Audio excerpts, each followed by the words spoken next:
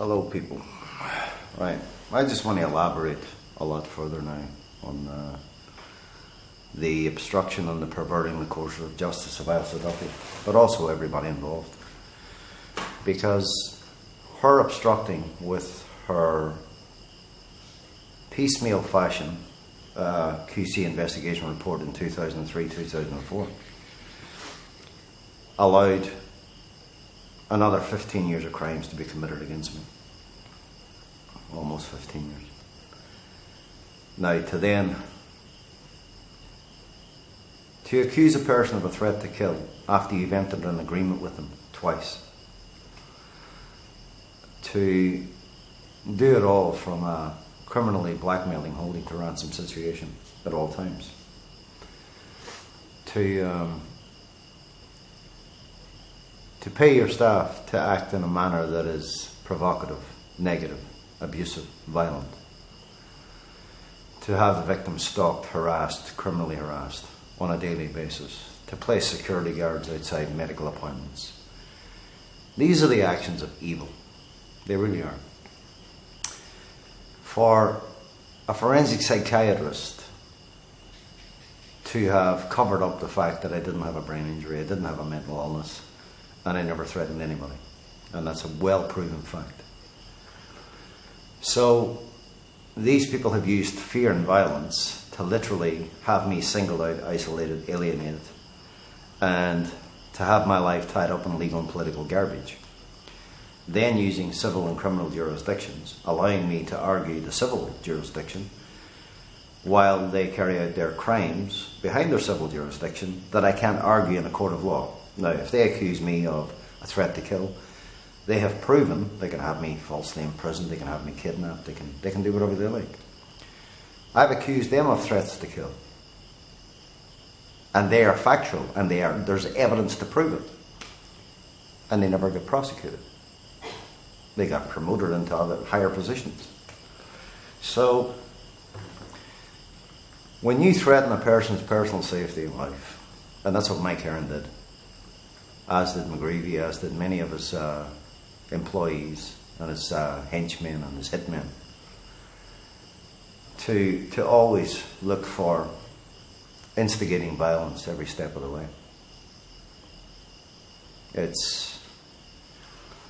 You've got no way around. You're literally, you lose the plot, you get frustrated, you get angry, you get worn down, and then you get so, not confused, but you get so scatterbrained because you've got that many people coming from that many angles and you're dealing with this. They're all smoke screens. I mean, so that's what I've discovered. They're all smoke screens. Because McGreevy's always arguing the civil matters and the civil jurisdictions, suspending entitlements at all times. Every time he wants to start a distraction, he suspends entitlements and manufactures a way to do it. Or he'll literally send the case on a different path. It's like he invented the brain injury and the mental illness. Why? Because he wanted to attack my sanity to cover up his own making of a false declaration of my name. This evidence cannot be disputed now or ever. The fact remains that the government is running its own criminal racketeering through ACC. Because the longer a victim stays under ACC, the more money they lose. And the more of their quality of life they lose. Because they're a prisoner, they're a hostage, they're a captive. There's nothing civilized about it. There's no one sitting down to explain anything. There's no medical professionals explaining anything. There's no investigation into the injuries. They're causing more injuries, post-traumatic stress and a neck injury from an attack in the back of a police car. And, there's a lot of other things that added to that post-traumatic stress with the abuse, the threats, the intimidation, the violence, the harassment, the criminal harassment. There was never any end to it. And now literally the government want me to fund my own public-private criminal prosecutions, even after they've committed a $30,000 fraud against me. These people want to call their crimes mistakes. There's no mistakes in this case. There can't be any mistakes in this case because there's evidence they declared this an act of war against me. That's a well-proven fact. You can't declare an act of war against the victim with so much overwhelming evidence that it was an act of war, and for the government to then repeal the laws of criminal provocation. Believe me, they repealed the laws of criminal provocation because I can prove beyond any reasonable doubt the crimes they committed. So if I went out and I committed a crime, I could have defended myself successfully in any court of law. But because they repealed the laws of criminal provocation, I am then held to back in this. I'm not allowed to defend myself. I'm not getting any rehabilitation. They're not adhering to the laws, the legislation, policies, procedures, or protocols. They're literally trying to hide behind their legal garbage. And they're trying to, like as usual, they're trying to mislead everybody involved. The media, if they had done any investigation into this case, would have found more obstruction and perverting of the courses of justice by those in power than anything else. They would have found that there was only criminal intent behind the actions. And they would have found that this fear and violence is the biggest crime in this case, because this is someone looking to bully and abuse and threaten and intimidate a victim and then going, I'm the victim. And that's what these people do all the time. They want to claim they're the victim when they're not a fucking victim. They're terrorists. The fact that I keep proving beyond any reasonable doubt they are. There's none of them can dispute anything with me. There's not one of them can sit down and answer a question for me. There's not a forensic psychiatrist or a psychiatrist or a psychologist who can answer any of my questions. They want to sit down and go, well, how can I help you deal with this? You know, and I go, what the fuck do you mean, how can you help me deal with this? Well, you're going to have to accept it. No, I fucking don't.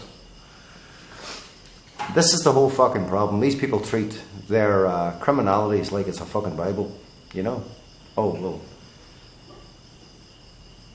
you just have to accept it, you know? You just have to believe. Fuck off. The rule of law was written by man, and New Zealand's laws were written by terrorists, by mafia, by organised criminals. So, you know, big difference between peaceful human beings that want you to live a certain way in according to your beliefs, and those who literally have no humanity in them, who are politicians and all their fucked up fucking people who claim we're trying to protect society when they're actually not protecting society. They're committing crimes against society, and they're getting away with it.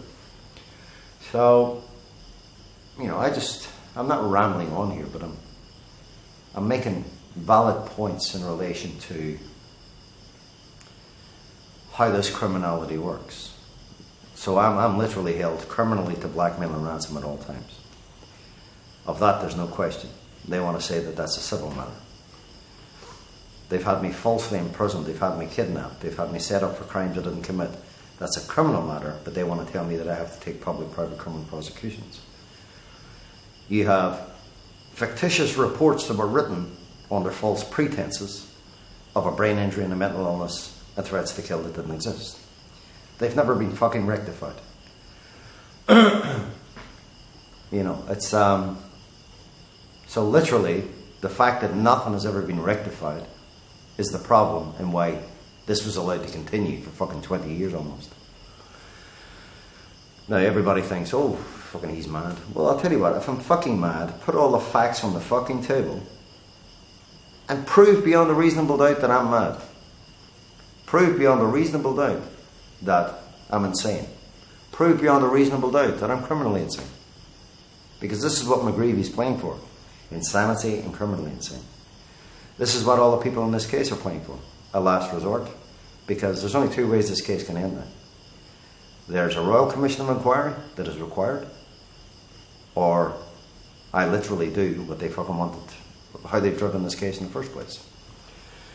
I've spent 20 years avoiding it. I've spent 20 years going through all the fucking trauma and abuse and threats and intimidation and violence, kidnapping, violation and fucking rape of my life. I'll put up with 20 years of their fraud and their criminal blackmail. I'll put up with 20 years of their harassment and criminal fucking harassment from the private investigators, their police, their judges. I'll put up with it all. And here I am now sitting here, totally, well, I've lost probably the best years of my life. And I haven't just gone through this on my own. Because for all the suffering that I've suffered, I'm sure that my kids have felt the effects of it in relation to the stress and the trauma that I've been, you know what I mean? It's like, yeah, but that's something they are going to fucking pay for one way or the other. So the choice is fucking either McGreevy gets criminally charged for the crimes that he committed, everyone else gets criminally charged for obstructing and perverting the course of justice and for carrying out an act of war against the victim. Charged with carrying out criminal blackmail and fraud, and I want the government charged with running criminal racketeering, because ACC is nothing but a fraudulent, corrupt, organised crime run organisation, and it's only about making money, billions of dollars, at the expense of their victims. It is criminal racketeering, and it has cost many people their lives. It's cost many people their qualities of life, and it's cost their victims millions of income. So that's criminal racketeering. That is not looking after people. Now, when you look at rehabilitation, and I want to explain this to you simply, right? Rehabilitation for a cut finger, you know, you might get on the ACC for a week, or a small injury. ACC is okay. I mean, you say the government's still making its money. You're still losing 20% of your income plus your surcharges. So you're a lot worse off than you would be if you were working. But you see, when they fuck up and they cause you more injuries, and it's long term, that's serious criminal fucking racketeering. And that's what I mean when I call them racketeering. And that's what I mean when I call them mafia, because it's all about, they fucked up in the first place, and then they wanted to get rid of my claim for free. They've entered into 2 agreements with me, and both times after those agreements, they accused me of threats to kill, trying to turn themselves into victims every time. The evidence is overwhelming that these people are nothing but fucking terrorists. So I'm not going to bleed on anymore about this. It's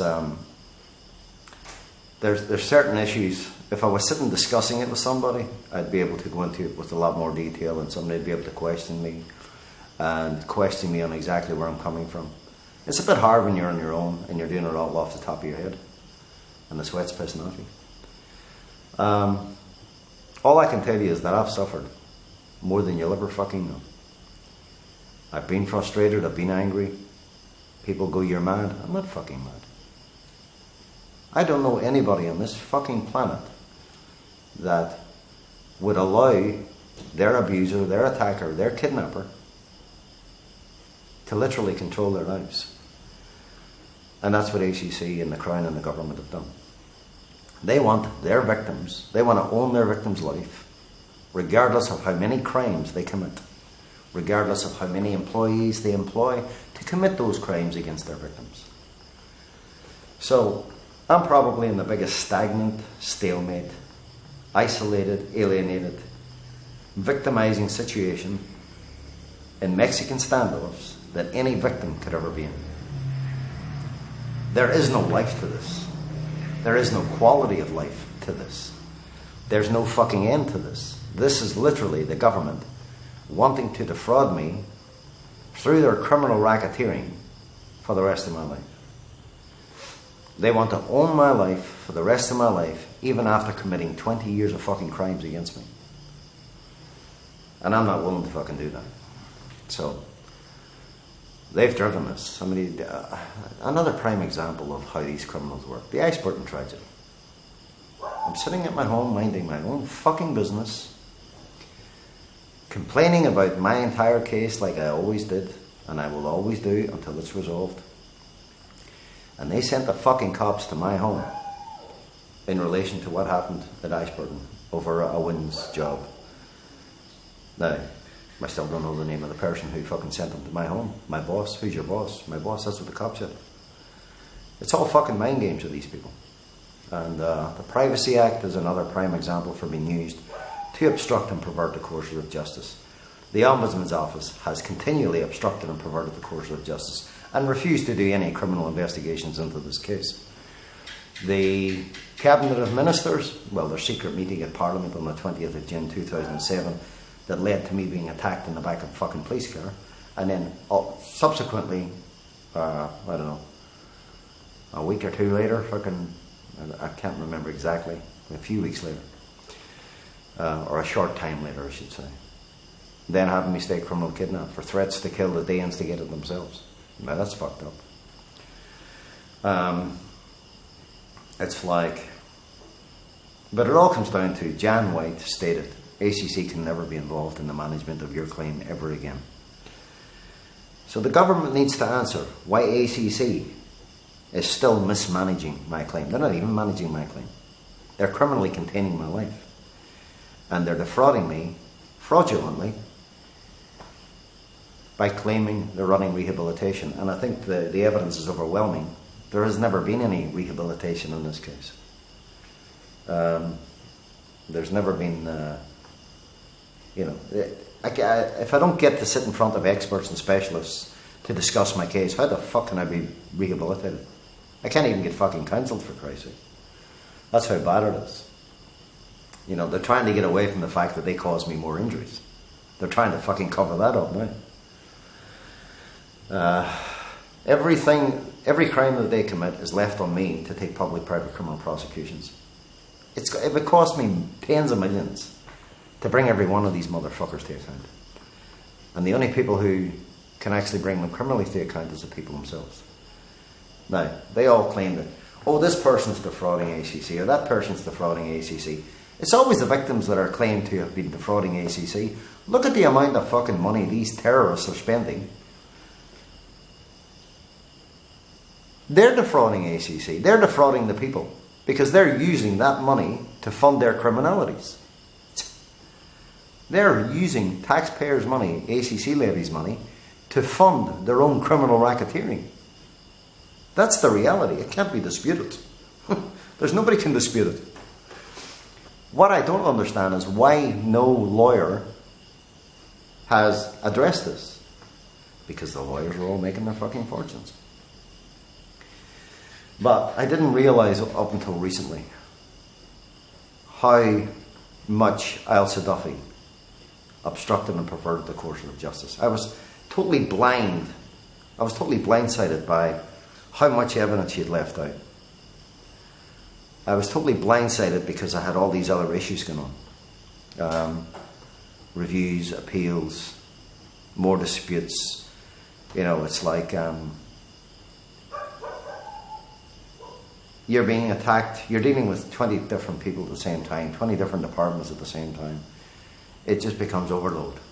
And you can never get away from it. You've got to live it again and again and again and again and again. And there's nothing there to address the criminalities of it.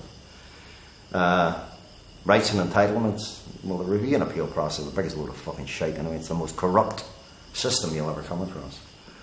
Because these people can literally stop all your rights and entitlements. I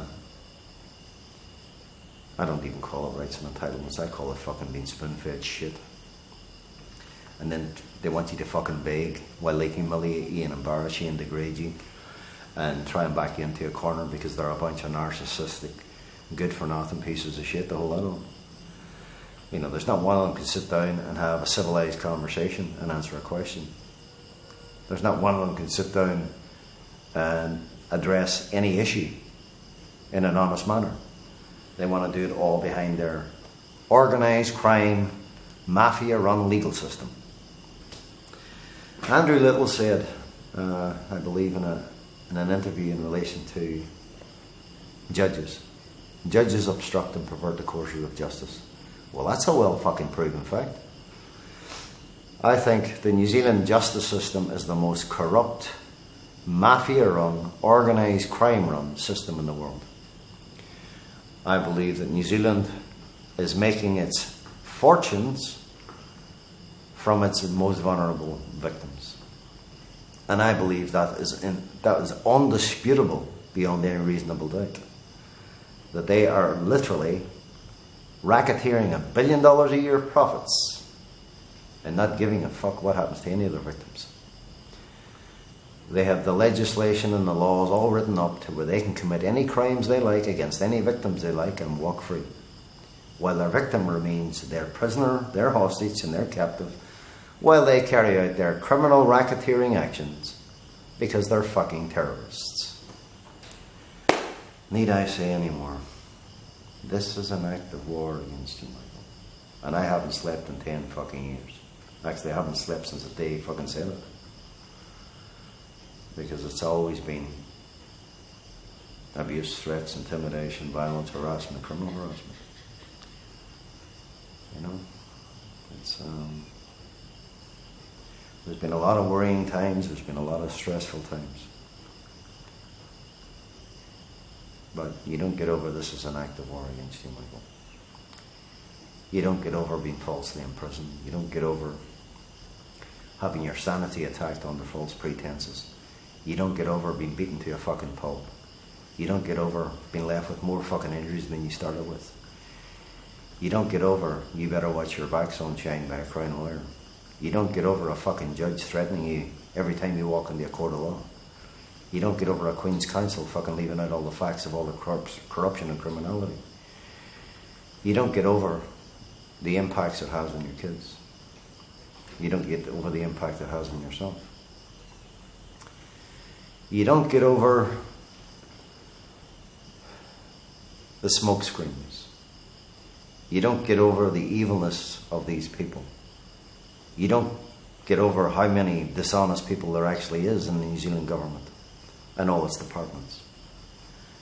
You don't get over the vigilantism. You don't get over the lynch mob mentalities and actions. You know, you even have to fucking tape record yourself in a visitation with your GP, because the GPs then started to fucking threaten me. You know, it's like everyone then becomes a part of the fucking problem. And the only way you can protect yourself is by video recording every word that's said. Because they've proven that they only need to say something and they can run with it. And that's what they do. So that's a very frightening thing to know, but it's a fact of how it's done. And they've made me suffer. I mean, you say, like, I've done the best to get myself through day by day. But they have. I'm still suffering. I'm going to get there. I'm going to get up. And when I get up, it'll either end peacefully or it'll fucking end in a last resort. It's as simple as that. And I'm almost there. I would say give me another 6 months, 7 months. And I would say I'll be at the stage to fucking handle myself very, very well. It's only taken me fucking 12 years. But I'm getting there. I'm sleeping a bit better these days. Probably because I'm not fucking in the country. Not in New Zealand. But I'm sleeping a bit better. There's just a lot of shit, people, that they can't dispute. They can't argue. They are guilty beyond any reasonable doubt. And is that a danger to my life? Of course it is. When you're dealing with people in positions of power, it's always a danger to your life. Because anything can happen at any point in fucking time, and they've shown me they can do it. Dr. Brett Rhodes committed suicide. They say. I don't believe that shit.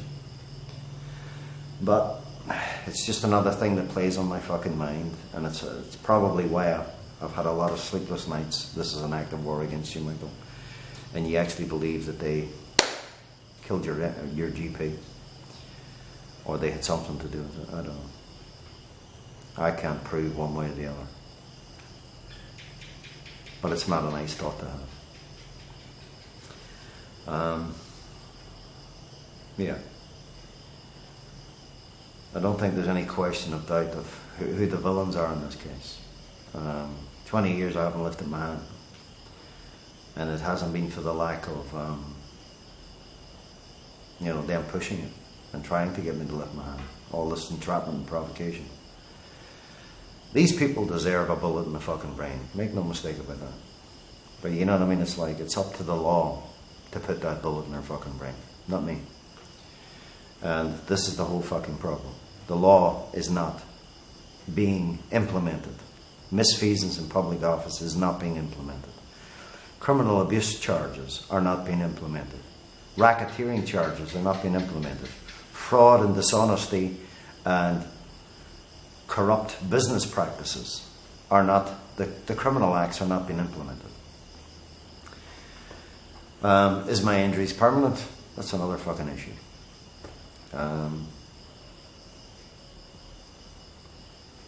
Unless you're sitting in front of the right people and they're asking you the right fucking questions, or they're discussing with you the entire case, then it's a non-process. So there's no question that the government is guilty in this case for criminal racketeering. There's no doubt that their business practices are dishonest and corrupt. There's no doubt that their legislation is a crime. There's no doubt that they're holding victims criminally to blackmail and ransom is a crime at all times. There's no doubt that they're not running rehabilitation. They're running criminal containment of victims' lives for fraudulent purposes, for profiteering. There's no questions to these statements that I make. Now, it won't be that bad for every victim under ACC, but it'll be bad enough that it's going to cost them a fortune. And it'll cost them their qualities of life, more so when you're being attacked, to the extent I've been attacked. Because a criminal who compromised me wanted to turn himself into a victim. And I think the 2 agreements that I had with him proves that he's always trying to turn himself into a victim. This guy has done everything to continue this abuse and violence of my life. The fact that the New Zealand Police, the Crown Law Office, the Ombudsman's Office, the Ministry of Justice, ACC and others all had the secret meeting in Parliament on the 20th of June 2007. It just goes to show how vigilante this case is. You know, and then they're covering up the names of all the people involved. What can I say to these people? If you can't understand that the criminalities in this case belong to the terrorists running it, then there's something fucking wrong with you. Maybe you need fucking psychiatric evaluations. If you can't understand who the people are running this shit show. Jacinta Ardern's statement is for you. There's 2 choices in this case. There's a Royal Commission of Inquiry, or there's a last fucking resort. Which one would you like to see? I know which one I would like to see. And I should have seen it a long time ago. But too many people have stood in the way, and too many people have too much to lose. Reputations, characters, careers. And almost 20 years on, most of those people have moved to the one side or have fucking retired. But they've left behind a lot of shit that is still running my life and controlling my life. They have all obstructed and perverted the course of justice. They should be spending their retirement behind fucking bars where they belong. Now, this is the last time I'm ever going to say this. Get my life out of harm's way. Which means, following what Jan White said, ACC can never be involved in the management of my claim again. So you better find a legal process that gives me back my life and my freedom from my attackers, my abusers, my kidnappers, from serial violators and fucking rapists. And I better have enough money to take care of all my medical and treatment needs. That's not criminal blackmail. That's fucking telling you, you're not going to hold me criminally to blackmail through your Nazi legislation, through your criminal racketeering, and get away with it. So I want my life out of harm's fucking way, and I'll tell you better than that. You should be fucking giving all my kids fucking counselling too, for what you've fucking put them through. Probably my ex-wife who had a nervous breakdown. And that's another sad state of affairs. and a child who's mentally ill. Like, he's almost 18 now. But he's come a long way. But at the end of the day, all the impacts of your fucking crimes have not helped matters. Or all the crimes of your terrorists that you employ. So I just wanted to let you know that this is not just about me. There's a lot of victims that suffer by ACC. But McGreevy is definitely a fucking terrorist. He's a mafia boss. He's not a... He thinks he's smart with the law to manipulate it and to get away with all his crimes. You can only get away with crimes when you're being helped by other people to commit the crimes. So that just shows you how organised criminals work in New Zealand. Let's see you fucking make that speech to the United Nations.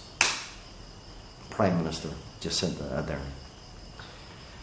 And let's see you address that corruption, Justice Minister Andrew Lew. Let's see you explain why you helped to cover up the crimes, Winston Peters. That'll be nice. You know, they lied to your party, you did nothing. So there you go. Just another part and parcel of what went on. Anyway, you all know where I'm coming from. And, yep, we all know what we have to do. And we all know where we're going. So, the Prime Minister, you've got all the money, power and resources to address this. I suggest you use them. And use them for the right purpose. This time, not the wrong purpose.